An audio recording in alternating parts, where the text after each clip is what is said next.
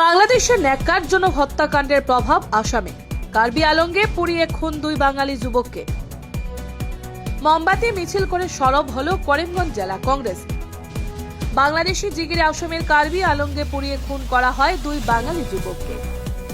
পার্শ্ববর্তী দেশ বাংলাদেশের দীপু চন্দ্র দাসের হত্যার রেশ কাটতে না কাটতে আসামে আরও দুই বাঙালি যুবকের হত্যার ঘটনাকে ঘিরে এক প্রতিবাদী মোমবাতি মিছিলের আয়োজন করা হয় করিমগঞ্জ জেলা কংগ্রেসের সভাপতি তাপস পুরকায়স্থের নেতৃত্বে।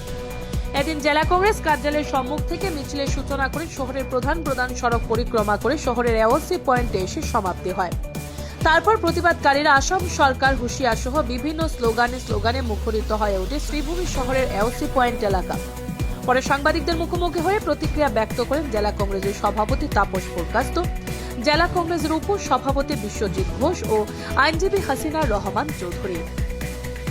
শ্রীভূমি থেকে সুস্মিতা দাসের রিপোর্ট, নববার্তা টুডে।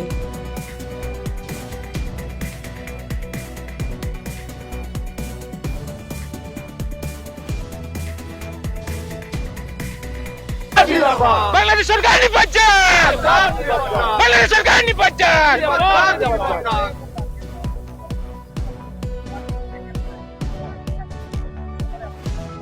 আজকে এটাই এই জন্যই বললাম যে বাংলাদেশে ঘটনা হয়েছে, সবাই ধিক্কার জানিয়েছে, কিন্তু আমাদের দেশে আমাদের হেমন্ত সরকার আর নরেন্দ্র মোদী সরকার থাকা অবস্থায়ও আজকে কার্বি আংলংয়ে আজকে দিবক এবং সুরতকে জীবন্ত পুড়িয়ে মারা হলো। এটার জন্য কেউ কোনো ধিক্কার জানায়নি। আজকে উড়িষ্যাতে, উত্তরপ্রদেশে, আজকে সারা ভারতবর্ষে এইভাবে চলছে, কিন্তু আমরা বাংলাদেশে কি বলে আমরা কিভাবে কি করব আমরা জানিয়েছি, আমরা ধিক্কার জানাচ্ছি, আজকেও ধিক্কার জানাচ্ছি, কিন্তু আমাদের দেশে এই সব ঘটনা আমরা কোনোভাবে আমরা আশা করতে পারিনি। তার জন্য আমি এই দুই সরকার, বাংলাদেশ সরকার এবং ভারত সরকারকে আমি তীব্র ভর্ৎসনা করছি যে অতি সত্বর যদি এই দুষ্কৃতিকারীদের অবিলম্বে শাস্তি না দেওয়া হয় তাহলে আমাদের আন্দোলন আমরা আবার চালিয়ে যাব।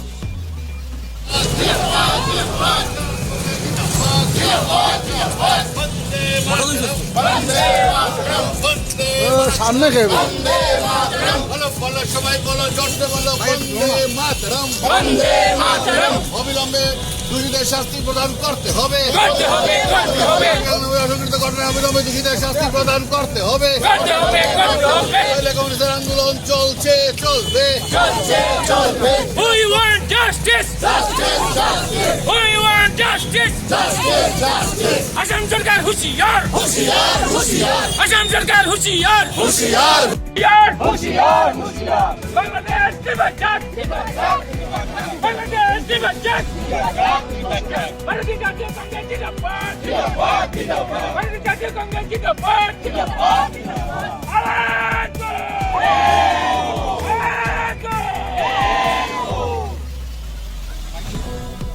কিছুদিন আগে আমাদের পার্শ্ববর্তী বাংলাদেশে যেভাবে নারকীয়ভাবে দীপুকে হত্যা করা হয়েছিল তা দেখে আমরা সবাই একযুগে আমরা বিভিন্ন প্রতিবাদ আয়োজন করেছি, কিন্তু আজকে আমাদের দেশে কার্বি আংলংয়ে আমাদের যে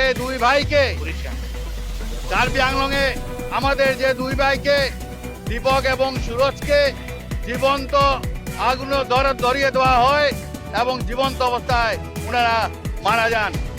কিন্তু আমি কোন সংগঠনকে আমাদের দেশে হওয়া সংঘটিত ঘটনার জন্য ধিক্কার জানাতে আমি দেখিনি।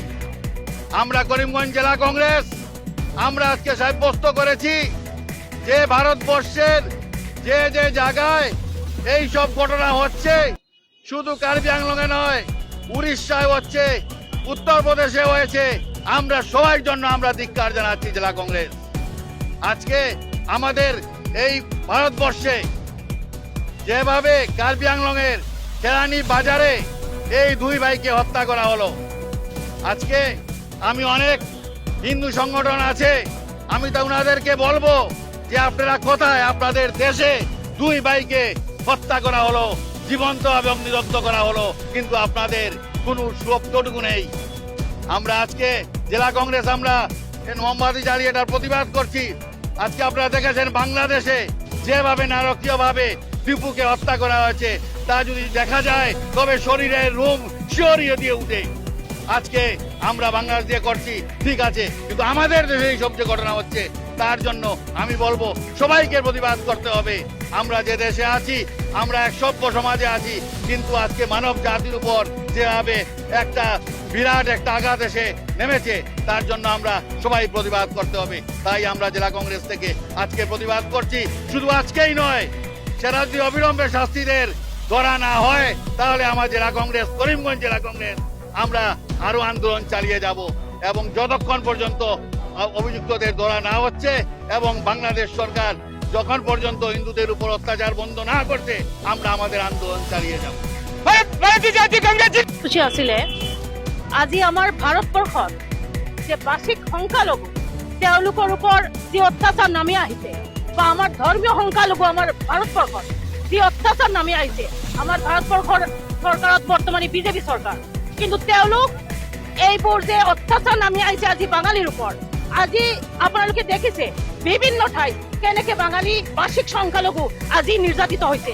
আজি পাৰ্শ্বৱৰ্তী বাংলাদেশত ধৰ্মীয় সংখ্যালঘু দীপক দাস তাক যেভাবে নারকীয়ভাবে হত্যা করিলে এই হত্যার তীব্র নিন্দা আমি করিছো এবং আমি বিচাৰো গোটেই পৃথিবীত বাচিক সংখ্যালঘু হওক ধর্মীয় সংখ্যালঘু হওক এটা সরকারের এইটো দায়িত্ব থাকে সংখ্যালঘুক নিরাপত্তা প্রদান করা, কিন্তু আমার ভারতবর্ষৰ বিজেপি চৰকাৰে আমাৰ দেশৰ যে ভাষিক সংখ্যালঘু আজি বাঙালী তেওঁলোকক যি অত্যাচাৰ নামি আহিছে আজি গোটা দেশৰ বিভিন্ন ঠাই তাৰ ওপৰত কি পদক্ষেপ গ্ৰহণ কৰিছে এইটো আমাৰ দেখাৰ কথা, কিন্তু আজি তেওঁলোকে এইবোৰ কৰ্ণপাতি নকৰে।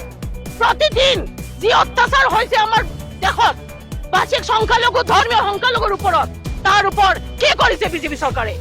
আজি বাংলাদেশৰ যিটো কৰিছে এইটো এটা দেশৰ তাৰ যি এটা চৰকাৰৰ দায়িত্ব থাকে যে তাৰ ধৰ্মীয় সংখ্যালঘু তাৰ ভাষিক সংখ্যালঘুক নিৰাপত্তা প্ৰদান কৰা এইটো ব্যৰ্থ হৈছে বাংলাদেশ চৰকাৰ। আমি তীব্ৰ নিন্দা কৰিছো আৰু আমি এইটো বিচাৰো আজিৰ কৰ্মসূচীৰ পৰা যে অবিলম্বে যাতে দোষী যিবোৰ আছে তেওঁলোকক যাতে আইনৰ আওতায় অনা হয় এবং তেওঁলোকৰ বিচাৰ যাতে অবিলম্বে কৰা হয়।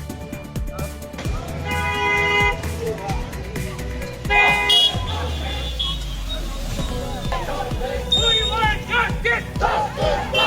We want justice! আসাম সরকার হুঁশিয়ার! উড়িষ্যা সরকার হুঁশিয়ার!